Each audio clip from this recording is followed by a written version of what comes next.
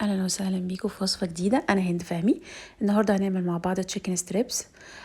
وصفه سهله وسريعه وسهله ومكوناتها بسيطه وموجوده في كل بيت نقدر نعملها. طبعا هتبقى انضف واطعم من بره بكتير.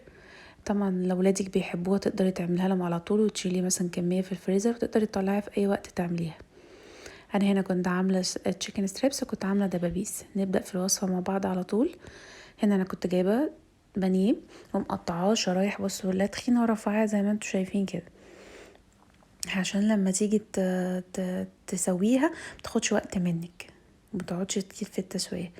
ده شكل الشرايح اللي انا مقطعاها زي ما انتم شايفين. هنبدا ننزل عليها بقى بالتتبيله دي. هنا معلقه صلصه عليها سبايسي حراق لو انتوا حابين، يعني شطه، هريسه شطه برضو معلقه صغيره. لو انتوا مش حابين تحطوها مفيش مشكله. فلفل اسمر معلقه صغيره، بابريكا معلقه صغيره، توم باودر وبصل باودر. طبعا الحاجات دي اختياري، لو حابين تحطوها حطوها، مش حابين براحتكم. اللي بيحبش طعم حاجه ما يحطوهاش، بس هي بتدي طعم ونكهه حلوه قوي.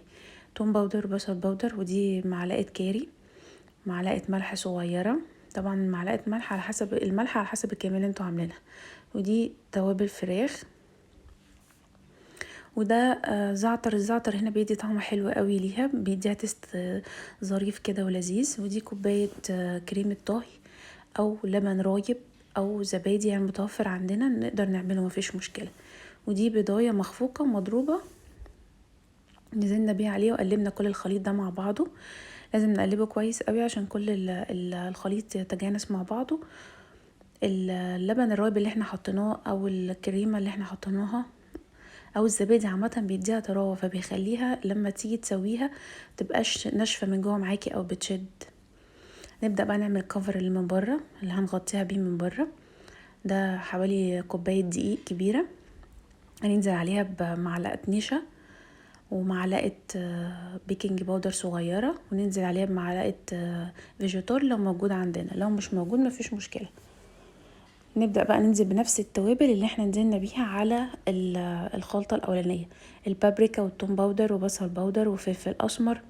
كل التوابل اللي نزلت بيها على صدور الفراخ ننزل بيها برضو على الكفر، ننزل بيها على الطبقة اللي هنغطيها بيها من بره.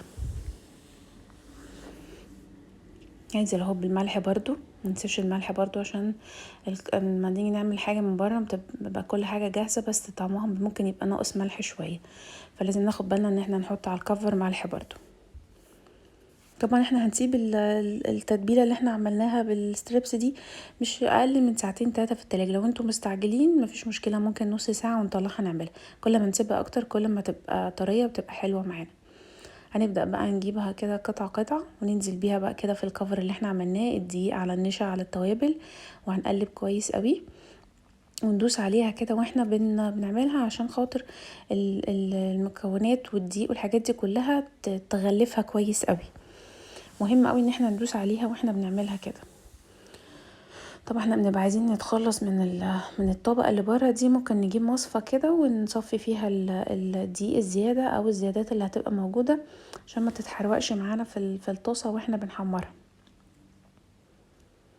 الكفر اللي احنا عاملينه ده هيدي طعم حلو قوي قوي زي اللي بنشتريه من بره، وزي ما قلت لكم انضف واحلى واطعم كمان، ومش تاخد وقت معاكي خالص، وتقدري تعملي منها الكميه اللي انت حابه تعمليها وتشيليها في الفريزر. انا هنا كنت خلصت الكميه كلها. تقدري تشيليها في الفريزر مثلا، وكل ما تحبي مثلا تعملي تطلعي بس على التسويه على طول. هنا بقى انا بنفس التتبيله كنت متتبله برضو دبابيس فراخ، جبتها برضو وعملتها بنفس التتبيله بنفس الكفر او التغطيه اللي احنا هنغطي بيها من بره. وهنا بقى بمصفى كده بعمل كده عشان اشيل بس الدقيق الزيادات بتاعه الدقيق اللي بتبقى من بره عشان ما تكلكعش.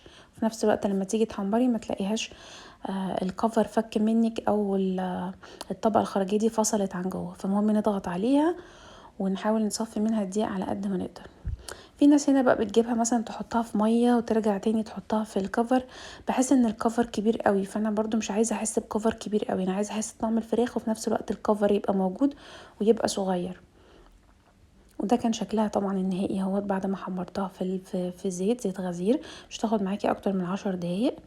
مهم جدا ان احنا ناخد بالنا من زيتنا والحاجات اللي احنا هنستخدمها في البيت. لو عندكم اير فراير تقدروا تعملوها في الاير فراير وهتبقى صحيه وهيلثي جدا. استناكم ان شاء الله في وصفه جديده. الف هنا، اشوفكم ان شاء الله في فيديو جديد.